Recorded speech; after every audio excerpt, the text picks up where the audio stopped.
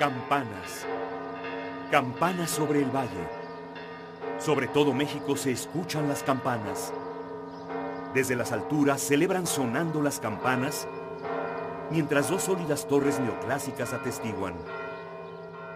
23 campanas glorifican el resultado de la síntesis del pasado y la imagen del porvenir.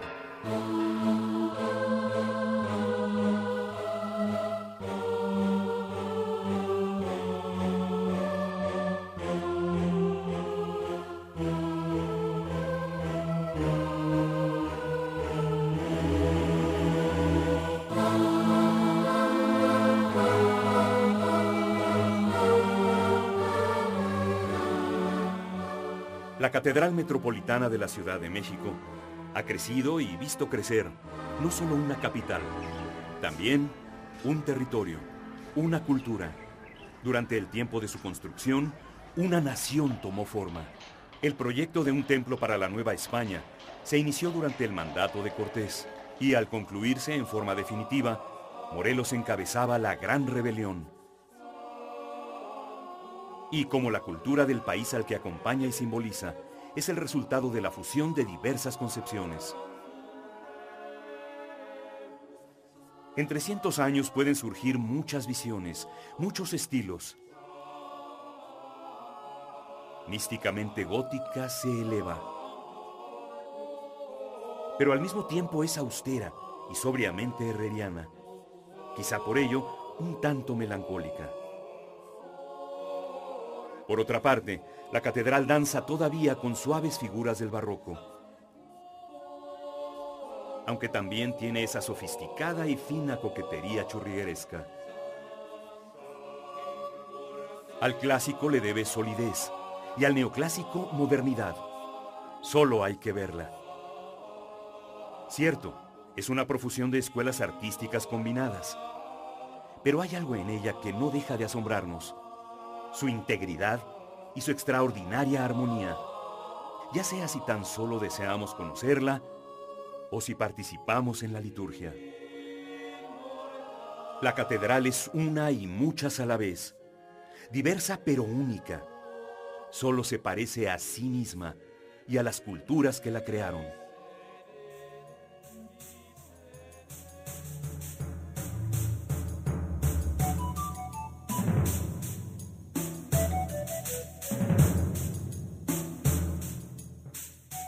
Comenzaba la Real Conquista. Todo el esplendor arquitectónico de la Gran Tenochtitlan se acabaría por completo en breve. Se inicia así su destrucción y sobre todo la de su Gran Teocalli. El Templo Mayor había sido construido en varias etapas constructivas a lo largo de 200 años y va empezando a destruirse prácticamente al momento de la conquista misma. Había que desaparecer a los ojos de los españoles aquello que consideraban obra del demonio. Daba principio un nuevo culto ante la mirada atónita de los naturales. Conjunto de prácticas, dogmas y rituales desconocidos que habían de imponerse a los anteriores. Hernán Cortés ordena la edificación de un primer recinto que permitiera en las nuevas tierras realizar el ceremonial católico por excelencia: oficiar misa. Vino entonces la transición. Bravos pedazos del Teocalli con claros rasgos de tallas aztecas, incluidas deidades, se fueron apilando para dar forma a las 3 naves de la iglesia mayor, con orientación este-oeste, sobre los templos aztecas y la puerta principal dando la espalda a su frente. No pocas piedras de aquí deben haber ido a parar allá, o esculturas.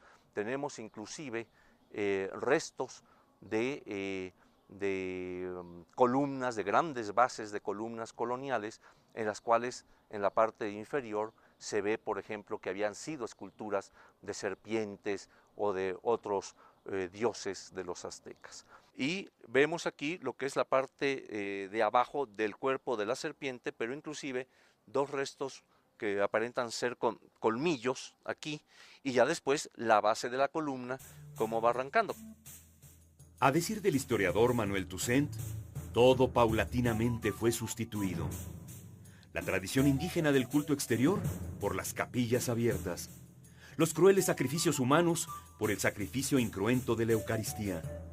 El plumaje sacerdotal por las capas pluviales de hilos de oro y plata. La multitud de dioses por una gran corte celestial llena de santos. La turquesa y el pedernal por la custodia de oro y piedras preciosas. El tzompantli por las criptas. Eran nuevos rasgos para nuevos rostros.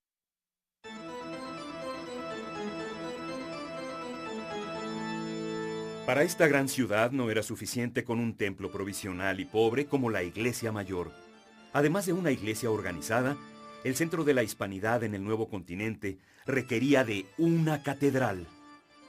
Entonces llega Zumárraga, Fray Juan de Zumárraga, primer obispo de la nueva diócesis, decidido y emprendedor, concibe la idea de una nueva catedral que, a decir de la cédula real, debía ser la más insigne.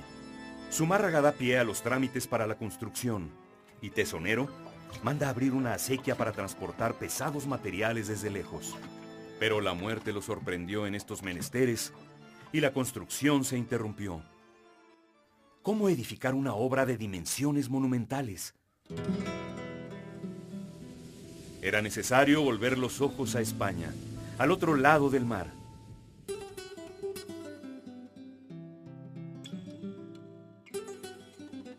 Los modelos a seguir, sin duda, estaban en el viejo mundo, donde tendencias y manifestaciones artísticas habían cobrado forma a través de los siglos, donde los encuentros de culturas estaban presentes. En la Edad Media, a través de las construcciones eclesiásticas, la espiritualidad se dirige hacia las alturas, largas espigas que se remontan a los cielos, queriendo llevar con ellas las almas de los fieles.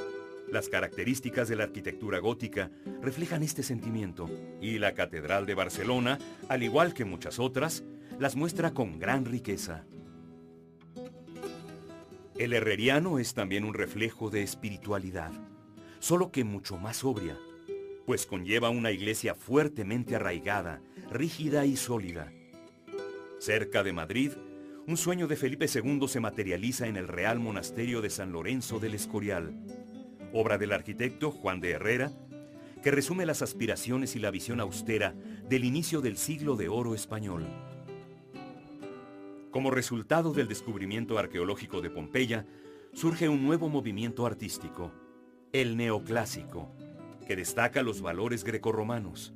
Uno de los mejores ejemplos que encontramos en España es la Puerta de Alcalá. A lo largo de casi 3 siglos, estas y otras corrientes artísticas se irían integrando en la construcción de la Catedral de México. Alonso de Montúfar, sucesor de Zumárraga, propone una idea inicial. La catedral ha de tener una hermana mayor. El modelo podría ser la bella y señorial Catedral de Sevilla, de 7 naves, la iglesia gótica más grande del mundo. Coincidencias de encuentros de culturas. La Catedral de Sevilla se había edificado sobre las ruinas de la Mezquita Mayor de los Almohades. La de México, sobre los basamentos de 7 estructuras de la antigua Tenochtitlan.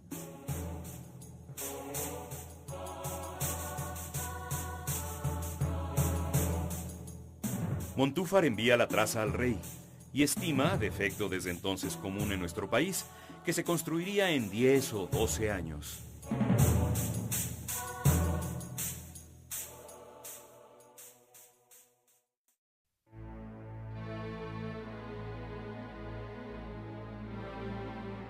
Siete naves en 10 o 12 años en el México de mediados del siglo XVI. Divina ingenuidad que las condiciones del Valle de México irían quitando a sus nuevos pobladores. El peso de una obra de estas características en un subsuelo pantanoso requería de una cimentación especial. Inicialmente se colocaron vigas cruzadas para construir una plataforma. Un grabado de esa época muestra la necesidad de drenar continuamente el lugar. Este proyecto fue abandonado por su alto costo y las continuas inundaciones. Finalmente, apoyada en técnicas indígenas, se ensayó la introducción de fuertes pilotes de madera, cuyos vestigios podemos observar junto con los restos de los edificios prehispánicos. Y disponen para desplantar la catedral una primera retícula de estacas, como esta que nos acompaña aquí, que tenían unos 2,30 metros hasta 3,20 probablemente, a cada 60 centímetros, o sea, probablemente son más de 20,000, 25,000 estacas en lo que era la planta de la catedral, que son más de 6,000 metros.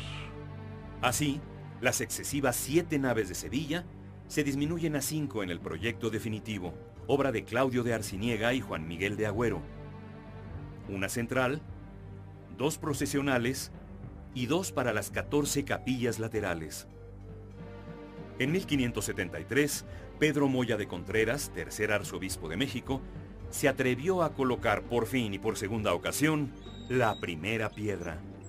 La obra comenzó con una orientación norte-sur, contraria a la de la mayoría de las catedrales. Pero desde luego parece que hubo un intento de construirla también en la orientación tradicional oriente-poniente, pero lo que era probablemente las aguadas de la calle de Reloj, las aguadas en la esquina de lo que ahora es Palacio Nacional, impidieron y le quitaron seguridad al trazo, y después de las primeras excavación decidieron mejor voltearla, y además con mucho talento en cuanto al espacio arquitectónico, porque está la plaza. Primero se edificaron la sala capitular y la sacristía, donde se inició la celebración de la misa.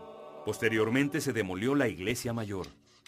A lo largo de casi 100 años se concluyeron las bóvedas y poco a poco fue ampliándose el área para el culto. 2 primeras piedras, 2 consagraciones. Al parecer nadie quería estar fuera de la historia. Marcos Ramírez de Prado, 17º arzobispo de México, llevó a cabo la segunda dedicación el 22 de diciembre de 1667, año en que se cierra la última bóveda. 1675, una fecha más de gran relevancia. Se concluye la fachada principal de la Asunción de la Virgen, con sendas esculturas de Santiago Mayor y San Andrés custodiando.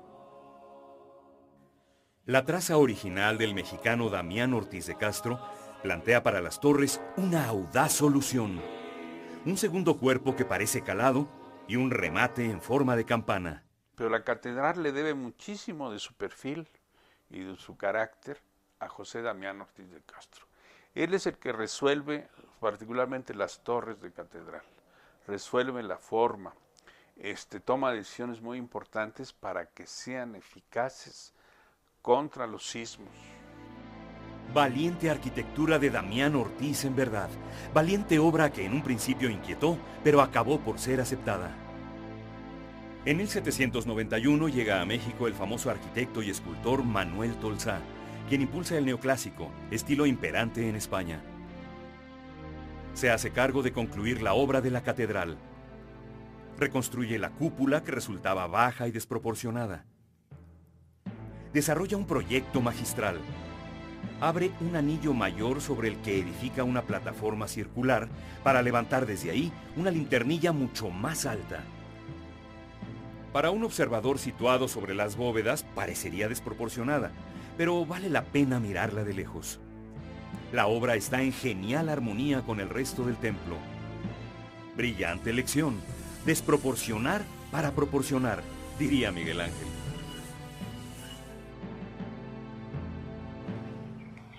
Pero Tolsá hace más por la catedral. Integra los flameros, las estatuas y las balaustradas. Corona la fachada con las 3 virtudes teologales vestidas como diosas o guerreras griegas. Así, la fe, la esperanza y la caridad permanecen sobre el cubo de un reloj de maquinaria exacta, colocado arriba de un, desde luego, posterior escudo nacional.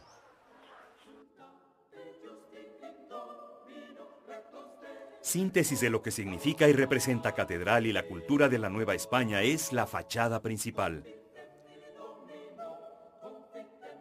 Aquí se concentran los estilos que influenciaron su edificación.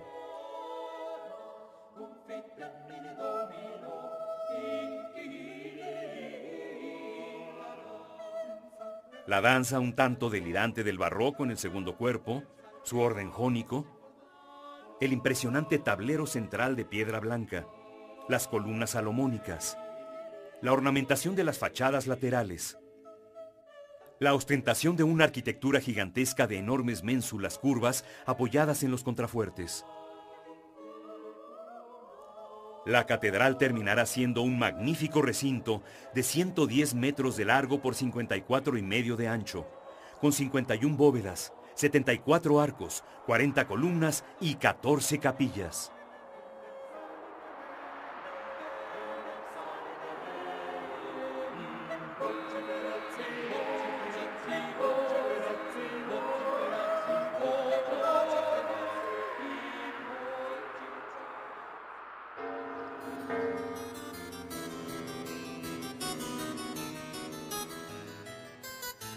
Si el exterior de catedral es magnífico, el interior es quizá más asombroso.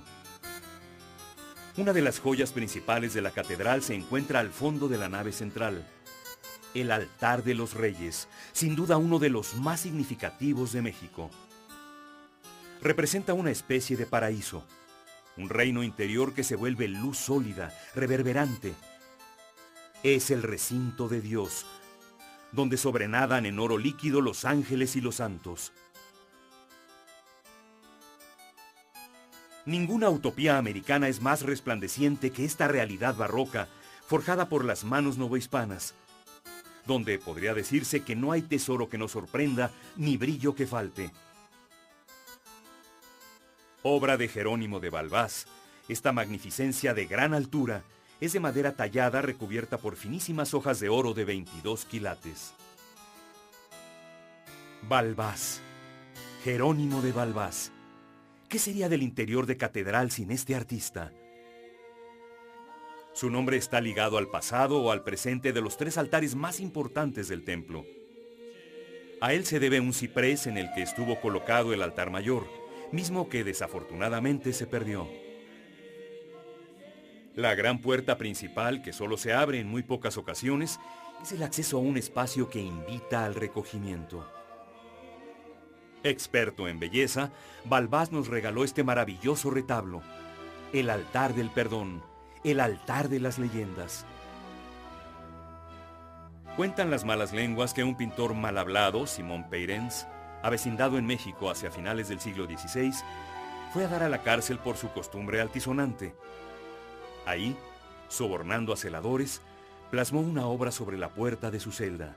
En una ocasión entra un celador a llevarle comida y ve en la puerta, al cerrar la puerta, ve una hermosísima virgen pintada en la puerta. Entonces, azorado, va a avisar a los superiores, a los inquisidores, quienes llegan a ver el trabajo y se quedan asombrados de ver la obra, la Virgen maravillosa que había pintado este hombre en la puerta. Desgraciadamente, esta obra se perdió en un incendio, junto con la mayoría del retablo. Hoy, un cuadro del mismo autor descansa ahí.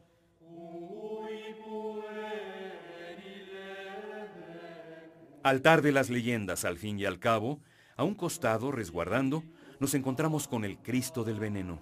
Se refiere sobre todo a una tradición popular que nos menciona que hubo un hombre religioso que todas las noches besaba los pies del Cristo antes de irse a dormir, y un enemigo, conociendo esta devoción, queriendo envenenar a este hombre piadoso, puso veneno en los pies del Cristo para que cuando fuera a besar este hombre los pies cayera envenenado.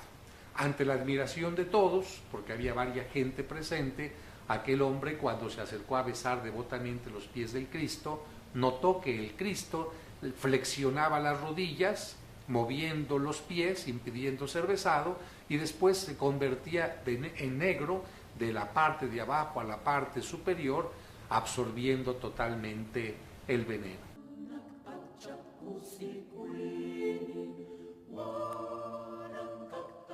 En el interior de la catedral no está ausente Asia, el oriente que los españoles soñaban conquistar desde la Nueva España.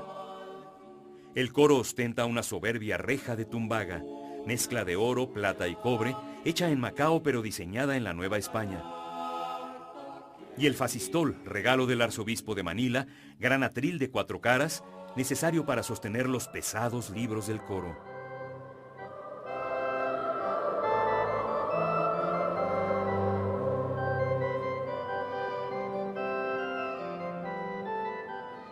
Alabanza a Dios, Fin de una catedral. Ahí la religión penetra al alma de sus fieles a través de los sentidos y el oído es fundamental. De aquí la importancia del coro de la catedral. Un espacio en plena nave central, con 2 niveles de sillería tallados con maderas preciosas de las selvas del sureste mexicano, obra de Juan de Rojas, acompañados en los costados por 2 enormes órganos tubulares, con flautas y trompetas de plomo y madera. Desde ahí, los hombres con su voz y sus instrumentos celebran la grandeza de la divinidad y elevan súplicas hasta los oídos del Señor.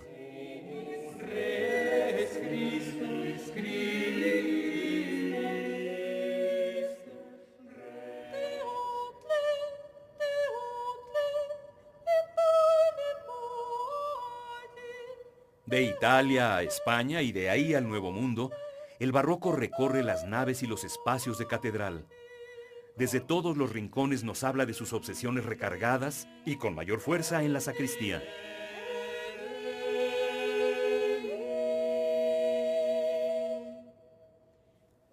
Este espacio, el más antiguo de la catedral, conserva evocaciones del gótico en las nervaduras de las bóvedas.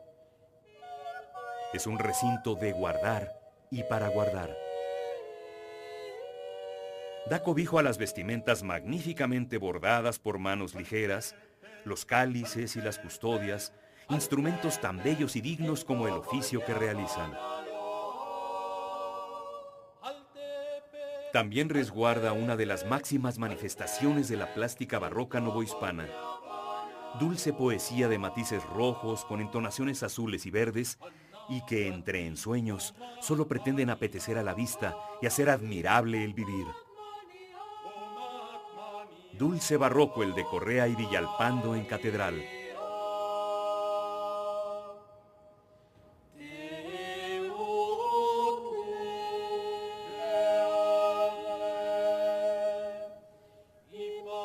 Y el barroco se puede abarrocar todavía más.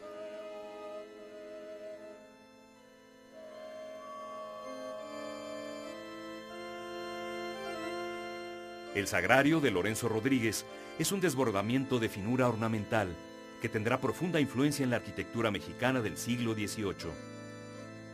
Se despliega en la combinación del tesontle con la piedra labrada. Aquí el barroco se sobreactúa con todas sus fantasías. El barroquismo del barroco, con su alarde de columna estípite que no deja de transmitir sentimientos de melancolía. Es como un altar, pero labrado en la piedra. Es tan fino su trabajo, tan elaborado, que es como ver un altar de madera, pero labrado en piedra. Una cosa prodigiosa, con esas columnas estípites, ¿no? Que aquí en México creo que alcanzaron su máximo esplendor.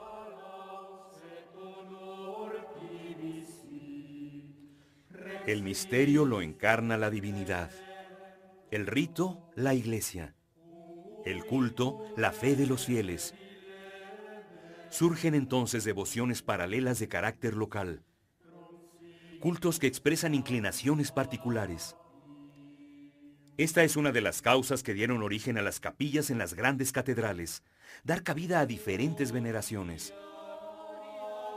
Son retratos fieles de los fieles, de su vida, sus creencias y costumbres. Son retratos del alma de un pueblo, y estos son algunos de los 14 nuestros. La capilla de Nuestra Señora la Antigua, que algo sabe de aventuras, pues se dice que la escultura del Santo Niño cautivo fue secuestrada en alta mar por piratas berberiscos y solo de vuelta a catedral cuando el Cabildo de la Ciudad de México pagó 2,000 pesos por su rescate. La de Los Ángeles, que entre pámpanos de oro, columnas salomónicas y cuadros de Juan Correa, dedica su culto a los ángeles que manifiestan el poder de Dios, desde su fortaleza hasta su clemencia y justicia.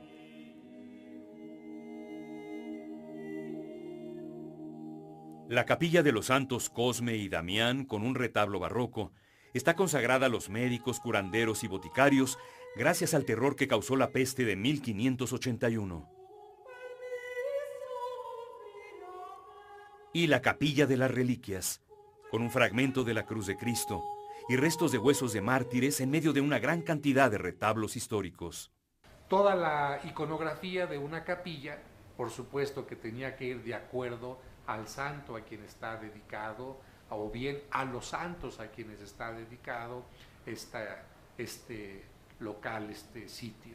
Y esto hace una catedral también llena de historia, porque no solamente nos habla de las cuestiones litúrgicas, sino también qué pasó en cada capilla. Como sabemos, en una capilla hubo un atentado contra un virrey, en otra capilla se pusieron los restos de los mártires de la independencia. ¿Por qué en ese lugar? En otra capilla la gente ponía a un Cristo que era propio para pedir la salud. ¿Por qué en esa capilla?